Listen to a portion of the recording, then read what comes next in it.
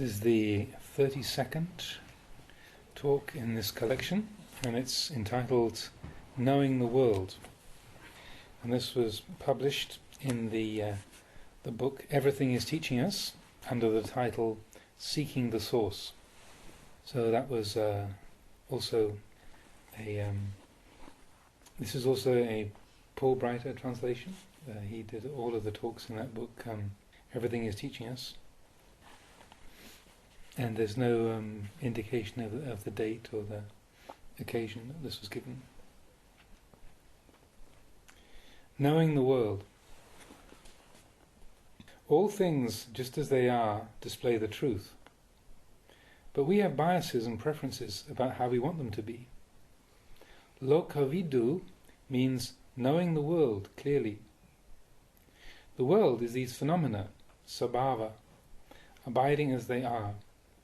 To sum it up simply, the world is arom, which means, it's a Thai word meaning all states or objects of mind. It comes from the Pali word aramana, meaning a mental object, whether happy or unhappy, internal or external. The world is arom. That's an easy way to put it. The world is arom. If we say world, that's pretty vast. Arom are the world is a lot simpler. The world is arom. Being deluded by the world is being deluded by arom. Being deluded by arom is being deluded by the world. Lokavidu, knowing the world clearly. However the world is, that's what we should know. It exists according to its conditions, so we should have full present awareness of it. Similarly, we should know sankhara for what they are. Develop wisdom that knows sankhara. Whatever the truth of sankhara is, however they really are, that's the truth we should know. That's called wisdom that accepts and knows without obstacles. We need to develop a mind that has tranquility together with wisdom in control of things. We talk about sila, samadhi, panya, about samatha meditation and vipassana meditation, but they're really all the same matter. They are the same, but we divide them into different categories and get confused. I've often made a simple analogy about it. There are things to compare it to, which can make it easier to contemplate and understand. A little mango later becomes a large, ripe mango. Is the little mango the same piece of fruit as the large one? From the time it's just a bud flowering on the tree, it's the same one mango. As it grows into a small mango and then gets bigger and bigger, almost ripe and then finally ripe, it's only undergoing change. The aspects of practice we talk about are the same. Sila simply means giving up wrongdoing. A person without sila is in a hot condition. Giving up wrongdoing and evil ways brings coolness, preventing harm or ill effects. The blessing that comes from this freedom from harmful effects is a tranquil mind. That is samadhi. When the mind is in samadhi, clean and pure, it will see many things. It's like water that is still and undisturbed. You can see your face in it. You can see things further away reflected as well. You can see the roof of a building over there. If a bird alights on the roof, you can see it. These factors are really all one, just like the one mango. The tiny fruit is that same one mango. The growing fruit is the same mango. The ripe fruit is the same mango. From green to yellow, it's the same mango. It's undergoing change, and that's why we see difference. Having this kind of simple understanding can put us at ease. Doubts will diminish. If instead we're relying on texts and seeking detailed explanations, we're likely to end up in confusion. So we have to watch our own minds. Bhikkhus, you should be watching over your minds. Those who watch over their minds shall escape the snares of Mara. Both Mara and his snares, and it depends on our own investigation. My way of practice was a little strange. After I ordained and started to practice, I had a lot of doubts and questions, but I didn't like to ask anyone about them very much. Even when I met Ajahn Mun, I didn't ask him many questions. I wanted to ask, but I didn't. I sat and listened to his teaching. I had questions, but I didn't ask. Asking someone else is like borrowing someone else's knife to cut something. We never come to have our own knife. That's the way I felt. so I didn't ask many questions of others. If I stayed with a teacher for a year or two, I'd listen to his discourses and try to work things out for myself. I would seek my own answers. I was different from other disciples, but I was able to develop wisdom. This way made me resourceful and clever. I didn't become heedless. Rather, I contemplated things until I could see for myself, increasing my understanding and removing my doubts. My advice is not to let yourself get wrapped up in doubts and questions. Let them go and directly contemplate whatever you are experiencing. Don't make a big deal out of any physical pleasure or pain that you experience. When you sit in meditation and start to feel tired or uncomfortable, adjust your position. Endure as much as you can, and then move. Don't overdo it. Develop a lot of mindfulness. That's the point. Do your walking and sitting meditation as much as you can. The aim is to be developing mindfulness as much as you can, knowing things fully. That's enough. Please take my words to contemplate. Whatever form of practice you're doing, when objects of mind arise, whether internally or externally, those are called arom. The one who is aware of the arom is called, well, whatever you want to call it, it's okay. You can call it mind. The arom is one thing, and the one who knows the arom is another. It's like the eye and the objects it sees. The eye isn't the objects, and the objects aren't the eye. The ear hears sounds, but the ear isn't the sound, and the sound isn't the ear. When there is contact between the two, then things happen. All states of mind, happy or unhappy, are called arom.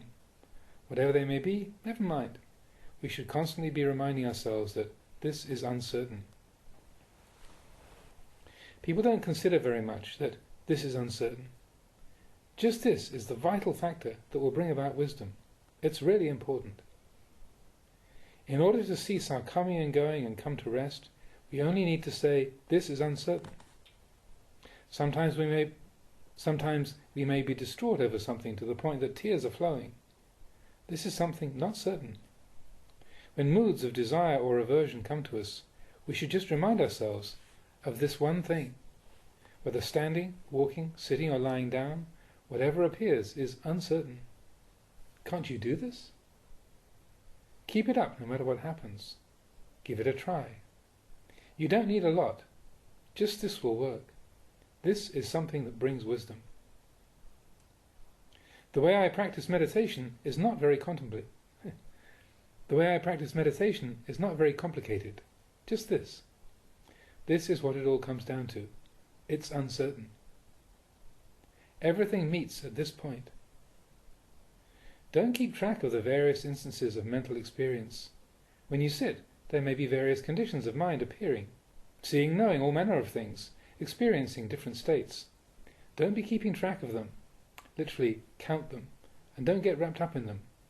You only need to remind yourself that they're uncertain. That's enough. That's easy to do. It's simple. Then you can stop. Knowledge will come, but then don't make too much out of that, or get attached to it. Real investigation in the correct way, doesn't involve thinking. As soon as something contacts the eye, ear, nose, tongue or body, it immediately takes place of its own. You don't have to pick up anything to look at.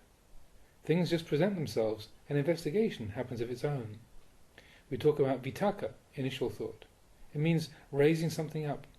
Vichara is discursive thought. It's investigation, seeing the planes of existence, the bhumi that appear. In the final analysis, the way of the Buddha flourishes through impermanence.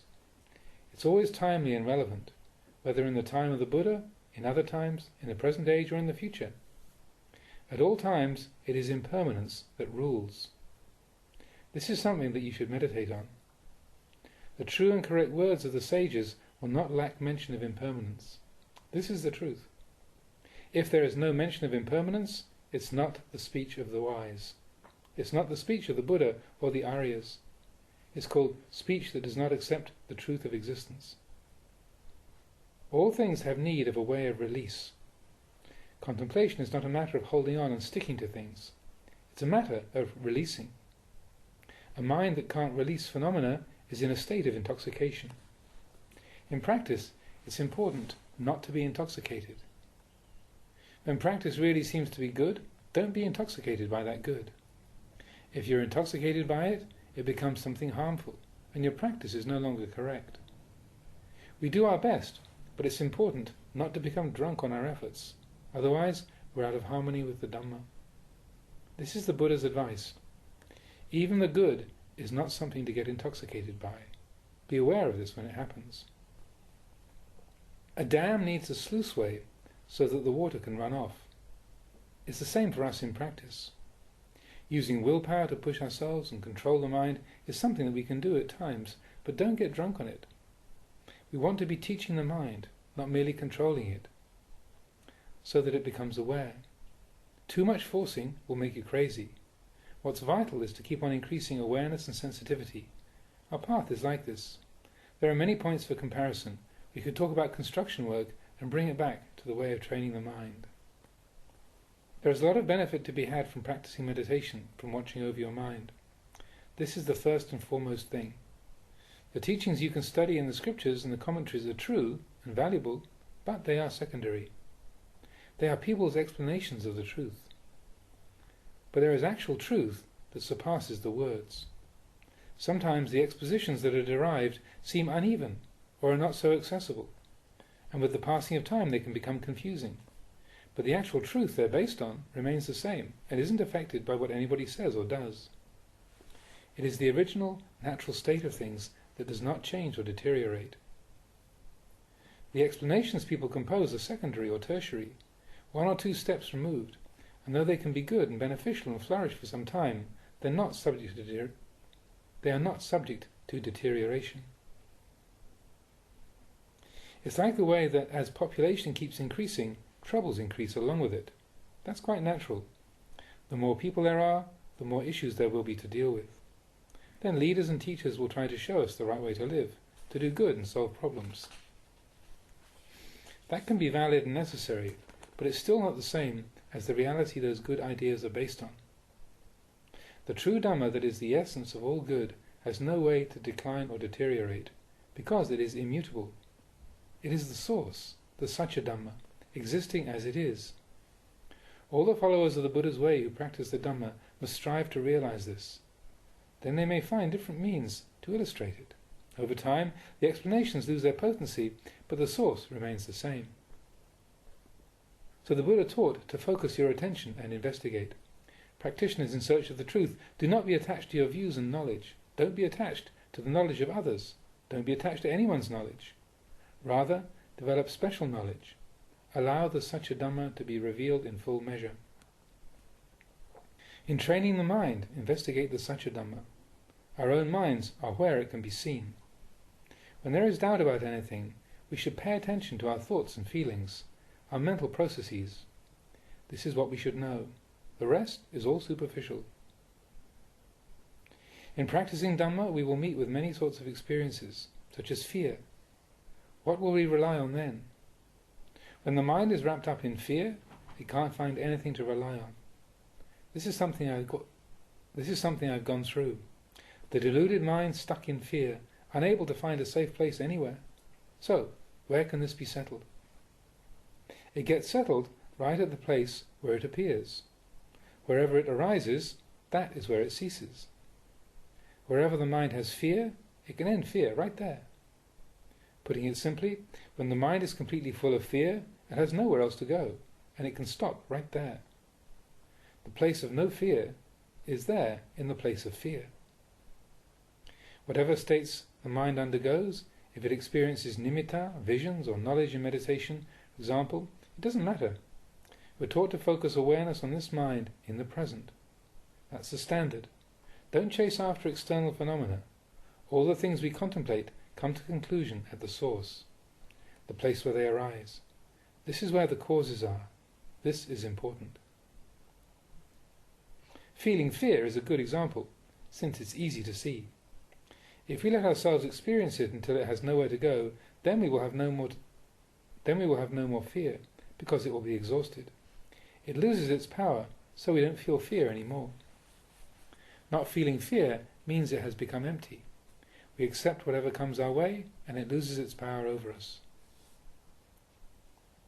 This is what the Buddha wanted us to place our trust in. He wanted us not to be attached to our own views, not to be attached to others' views. This is really important.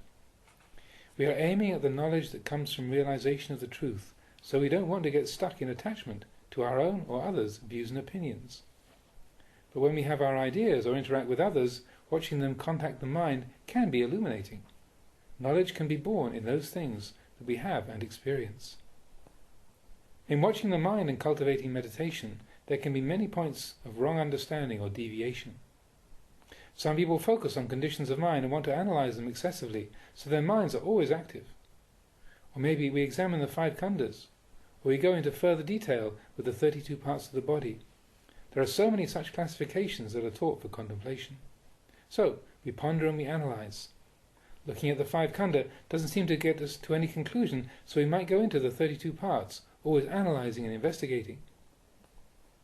But the way I see it, our attitude towards these 5 khandhas, these heaps that we see right here, should be one of weariness and disenchantment, because they don't follow our wishes. I think that's probably enough. If they survive, we shouldn't be overly joyful to the point of forgetting ourselves. If they break up, we shouldn't be overly dejected by that. Recognizing this much should be enough. We don't have to tear apart the skin, the flesh and the bones. This is something I've often talked about.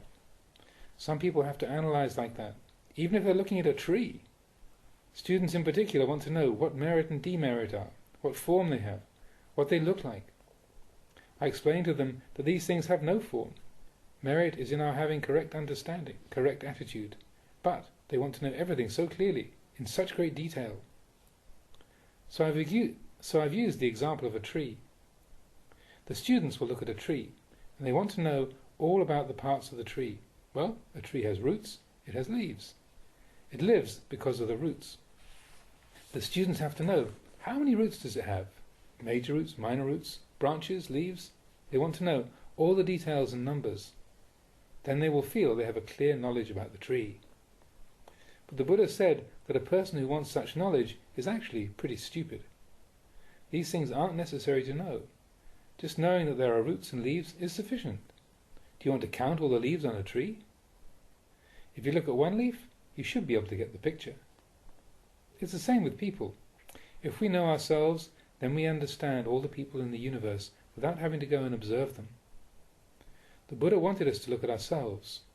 As we are, so are others.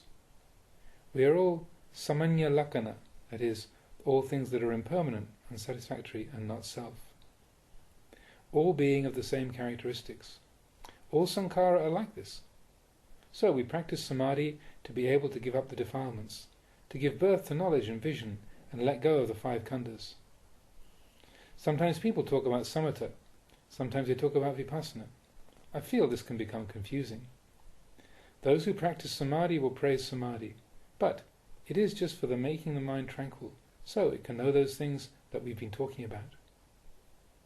Then there are those who will say, I don't need to practice samadhi so much. This plate will break one day in the future. Isn't that good enough? That'll work, won't it?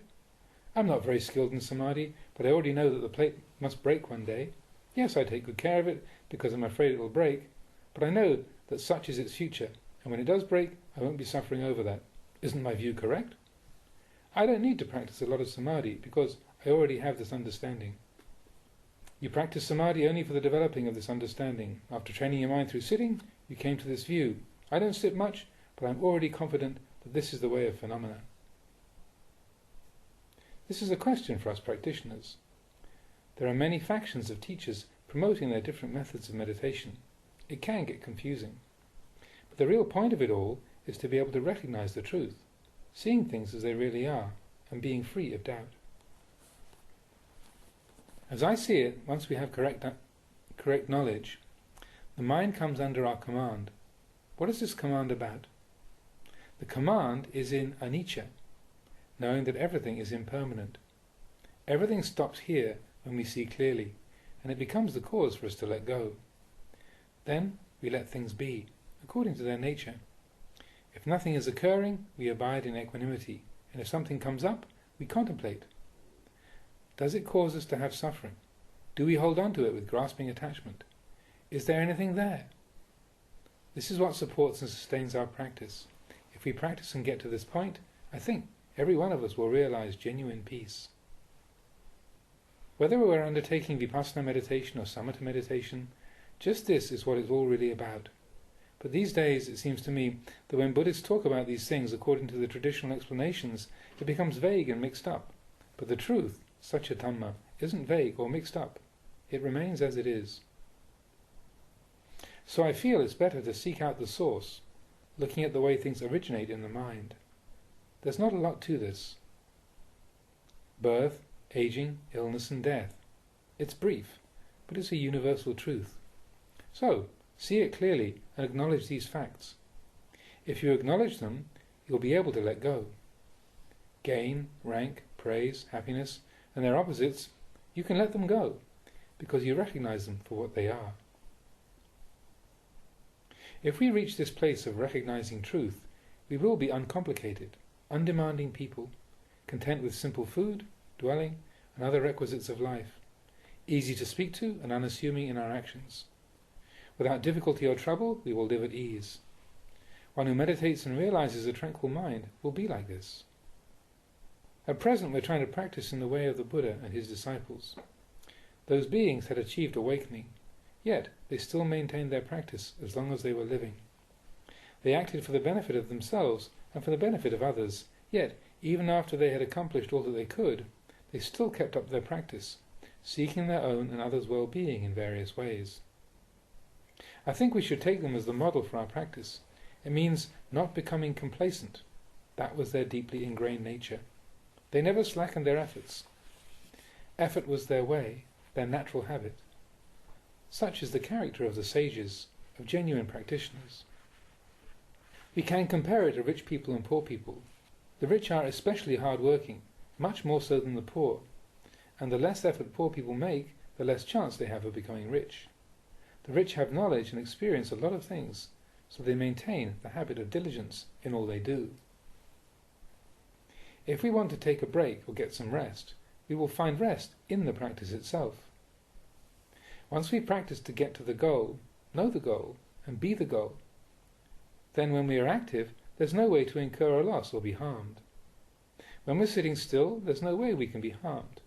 In all situations, nothing can affect us. Practice has matured to fulfillment, and we've reached the destination. Maybe today we don't have a chance to sit and practice Samadhi, but we're okay. Samadhi doesn't mean only sitting. There can be Samadhi in all postures. If we are really practicing in all postures, we will enjoy Samadhi thus. There won't be anything that can interfere. Such words as, "I'm not in a clear state of mind now, so I can't practice." These will not be heard. We won't have such ideas. We'll never feel that way. Our practice is well developed and complete. This is how it should be. When we're free of doubt and perplexity, we stop at this point and contemplate. You can look into this. Self-view, skeptical doubt, superstitious attachment to rites and rituals. The first step is to get free of these. The mind needs to get free of whatever sort of knowledge you gain. What are they like now? To what extent do we still have them?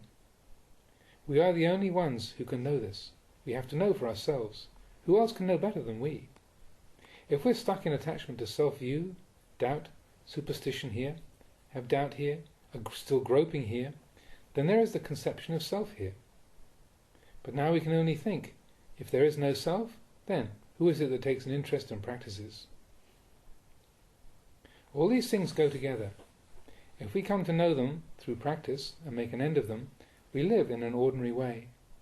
Just like the Buddha and the Aryas, they live just like worldly beings. They used the same language as worldly beings. Their everyday existence wasn't really different.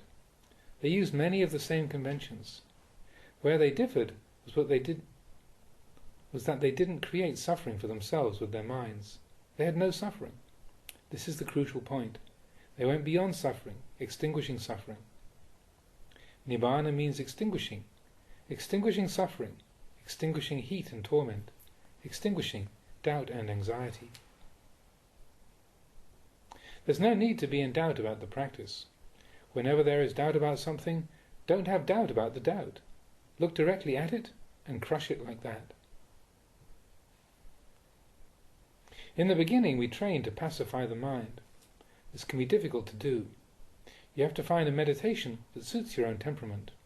That will make it easier to gain tranquility, but in truth the Buddha wanted us to return to ourselves, to take responsibility and look at ourselves. Anger is hot. Pleasure, the extreme of indulgence, is too cool. The extreme of self-torment is hot. We want neither hot nor cold. Know hot and cold. Know all things that appear. Do they cause us to suffer? Do we form attachment to them? The teaching that birth is suffering doesn't only mean dying from this life and taking rebirth in the next life. That's so far away. The suffering of birth happens right now. It's said that becoming is the cause of birth. What is this becoming? Anything that we attach to and put meaning on is becoming. Whenever we see anything as self or other or belonging to ourselves, without wise discernment to know it as only a convention, that is all becoming. Whenever we hold on to something as us or ours, and then it undergoes a change, the mind is shaken by that. It's shaken with a positive or negative reaction. That sense of self experiencing happiness or unhappiness is birth. When there is birth, it brings suffering along with it. Aging is suffering, illness is suffering, death is suffering. Right now, do we have becoming? Are we aware of this becoming? For example, take the trees in this monastery. The abbot of the monastery can take birth as a worm in every tree in this monastery if he isn't aware of himself. If he feels that it really is his monastery, this grasping at my monastery with my orchard and my trees is the worm that latches on there. If there are thousands of trees, he will become a worm thousands of times. This is becoming. When the trees are cut or meet with any harm, the worms are affected. The mind is shaken and takes birth with all this anxiety. Then there's the suffering of birth, the suffering of aging, so forth. Are you aware of the way this happens? Well, those objects in our homes or our orchards are still a little far away. Let's look at ourselves right now, sitting here. We're composed of the 5 aggregates and the 4 elements. These sankhara are designated as self. Do you see these sankhara and the suppositions as they really are? If you don't see the truth of them, there is becoming, being gladdened or depressed over the 5 khandha, and we take birth, with all the resultant sufferings. This rebirth happens right now, in the present. This glass isn't broken now, and we're happy about it. But if this glass breaks right now, we're upset right now. This is how it happens. Being upset or being happy without any wisdom in control. One only meets with ruination this way. You don't need to look far away to understand this. When you focus your attention here, you can know whether or not there is becoming. Then, when it's happening, are you aware of it? Are you aware of convention and supposition? Do you understand them? It's the grasping attachment that is the vital point, whether or not we are really believing in the designations of me and mine. This grasping is the worm, and it is what causes birth. Where is this attachment? Grasping onto form, feeling, perception, thoughts and consciousness. We attach to happiness and to unhappiness, and we become obscured and take birth. It happens when we have contact through the senses. The eyes see forms, and it happens in the present. This is what the Buddha wanted us to look at, to recognize becoming and birth as they occur through our senses. If we know the inner senses and the external objects, we can let go, internally and externally. This can be seen in the present. It's not something that happens when we die from this life. It's the eye seeing forms right now, the ear hearing sounds right now, the nose smelling aromas right now. Are you taking birth with them? Be aware and recognize birth right as it happens. This way is better. To do this requires having wisdom to steadily apply mindfulness and clear comprehension.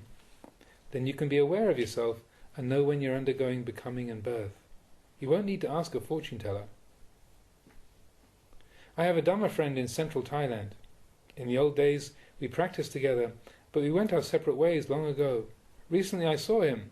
He practices the foundations of mindfulness, reciting the sutta and giving discourses on it.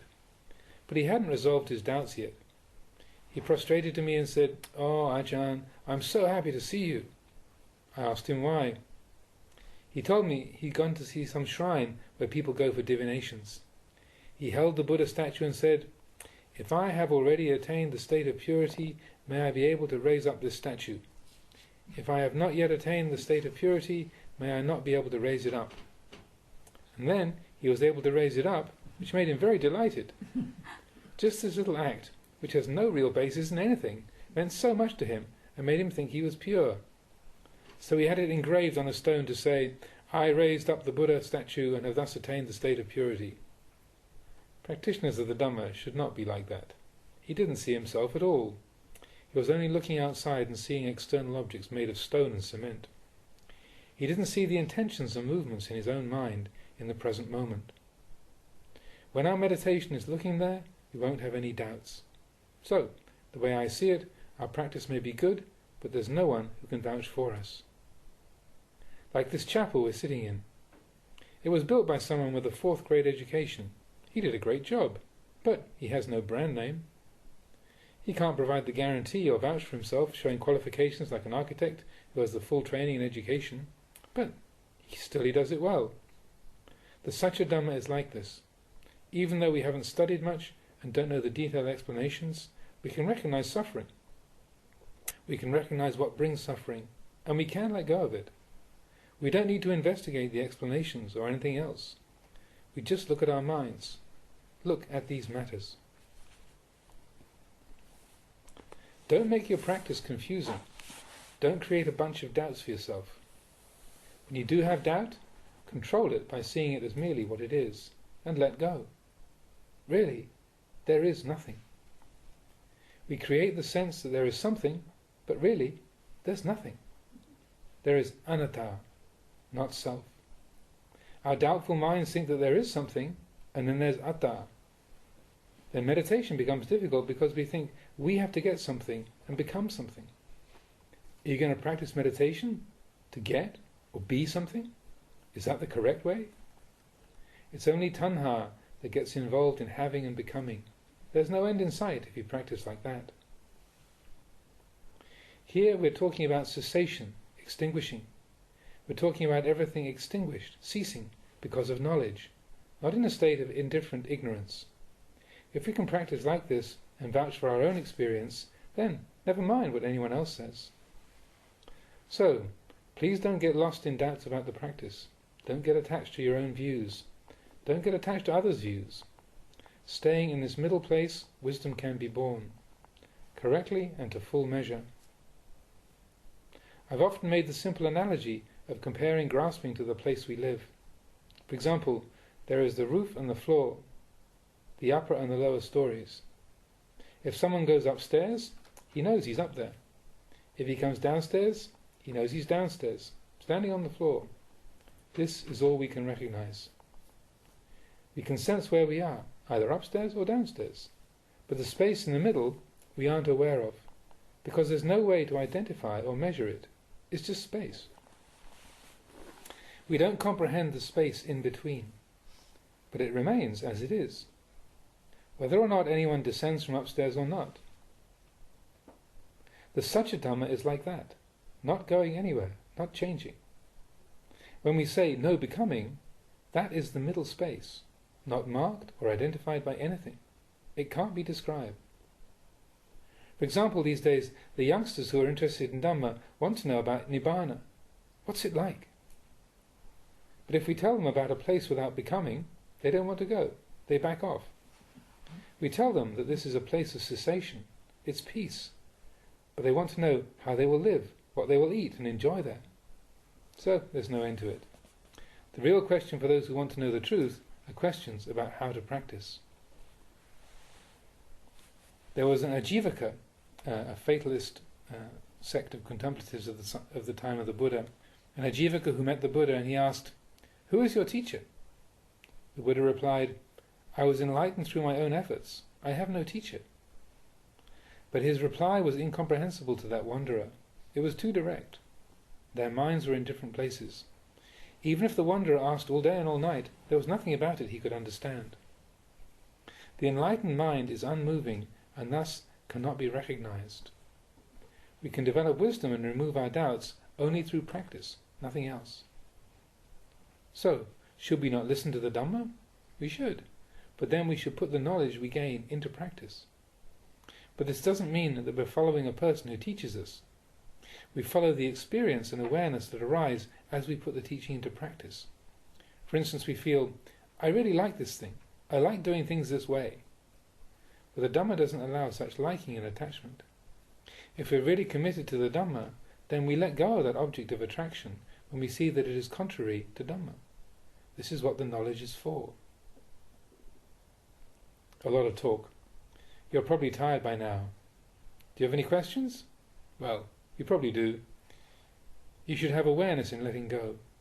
Things flow by and you let them go, but not in a dull, indifferent manner, without seeing what is happening.